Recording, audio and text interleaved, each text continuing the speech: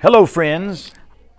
My name is Mr. James. Today we're going to read How the Grinch Stole Christmas, a literary performance from Mr. James. You ready? Every Who down in Whoville liked Christmas a lot, but the Grinch who lived just north of Whoville did not. The Grinch hated Christmas, the whole Christmas season. Now, please don't ask why. No one quite knows the reason. It could be his head wasn't screwed on just right. It could be, perhaps, that his shoes were just too tight. But I think that the most likely reason of all may have been that his heart was 2 sizes too small. But whatever the reason, his heart or his shoes, he stood there on Christmas Eve hating the Whos, staring down from his cave with a sour, grinchy frown at the warm lighted windows below in their town. For he knew every Who down in Whoville beneath was busy now hanging a mistletoe wreath. And they're hanging their stockings, he snarled with a sneer. Tomorrow is Christmas, it's practically here. Then he growled, with his Grinch fingers nervously drumming, I must find some way to stop Christmas from coming. For tomorrow, he knew, all the Who girls and boys would wake up bright and early. They would rush for their toys. And then, oh, the noise, noise, noise. That's the one thing he hated. The noise. Then, the Whos, young and old, would sit down to a feast. And they'd feast, and they'd feast, and they'd feast. And they would feast on Who pudding and rare Who roast beast, which was something the Grinch couldn't stand in the least. And then they'd do something he'd like least of all. Every Who down in Whoville, the tall and the small, would stand close together with Christmas bells ringing, and they'd stand hand in hand, and the Whos would start singing. And they'd sing and they'd sing and they'd sing. And the move the Grinch thought of this Who Christmas sing, the more the Grinch thought, I must stop this whole thing. Why, for 53 years I've put up with it now. I must stop this Christmas from coming. But how? Then he got an idea, an awful idea. The Grinch got a wonderful, awful idea. I know just what to do, the Grinch laughed in his throat, and he made a quick Santa Claus hat and a coat. And he chuckled and clucked. What a Grinchy trick with this coat and this hat. I look just like Saint Nick. All I need is a reindeer, the Grinch looked around, but since reindeer are scarce, there was no one to be found. Did that stop the old Grinch? No, the Grinch simply said, if I can't find a reindeer, I'll make one instead.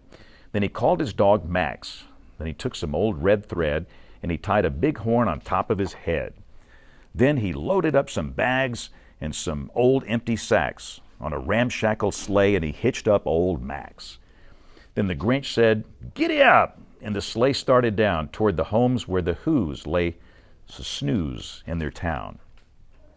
All their windows were dark. Quiet snow filled the air. All the Whos were all dreaming sweet dreams without care. When he came to the first little house on the square, this is stop number 1, the old Grinchy Claus hissed, and he climbed up on the roof, empty bags in his fist.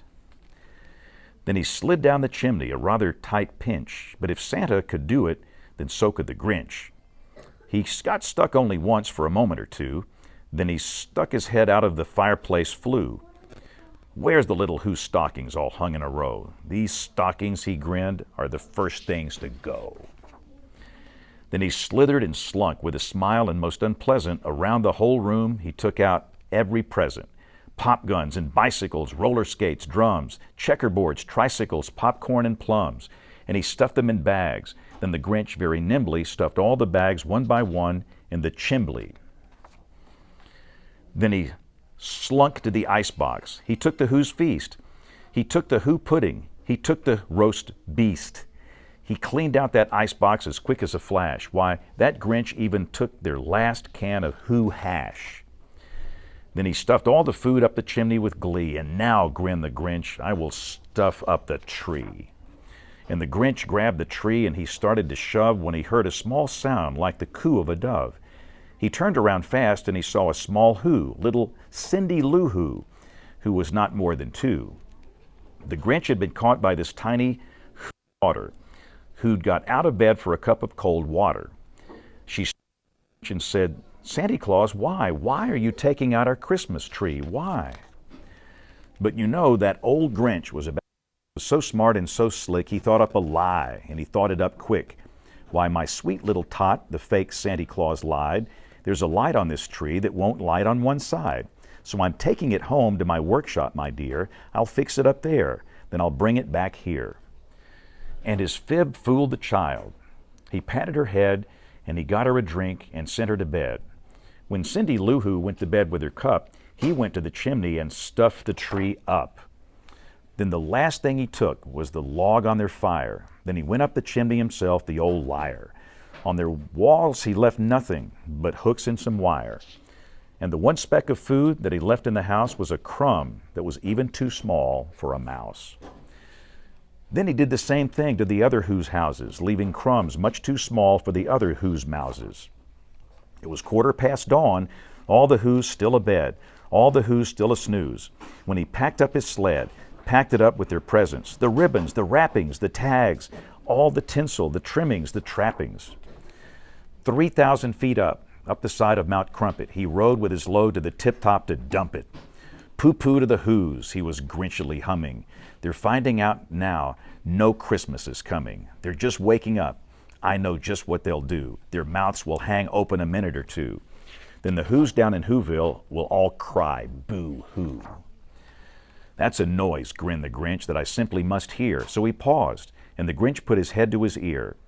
And he did hear a sound rising over the snow. It started in low and started to grow.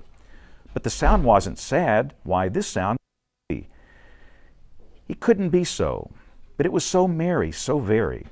He started down at Whoville and looked carefully. The Grinch popped his eyes, and he shook. What he saw was a shocking surprise. Every Who down in Whoville, the tall and the small, they were singing without any presents at all. He hadn't stopped Christmas from coming. It came, somehow or other, it came just the same. And the Grinch, with his Grinch feet ice cold in the snow, stood puzzling and puzzling. How could it be so? It came without ribbons, it came without tags, it came without packages, boxes, or bags. And he puzzled 3 hours, till his puzzler was sore. Then the Grinch thought of something he hadn't before. Maybe Christmas, he thought, didn't come from a store. Maybe Christmas perhaps means a little bit more. And what happened then? Well, in Whoville, they say, that's the Grinch's small heart grew 3 sizes that day. And the minute his heart didn't feel quite so tight, he whizzed with his load through the bright morning light. And he brought back the toys and the food for the feast. And he himself, the Grinch, carved the roast beast. That completes our reading of How the Grinch Stole Christmas. Merry Christmas to all, and to all a good night.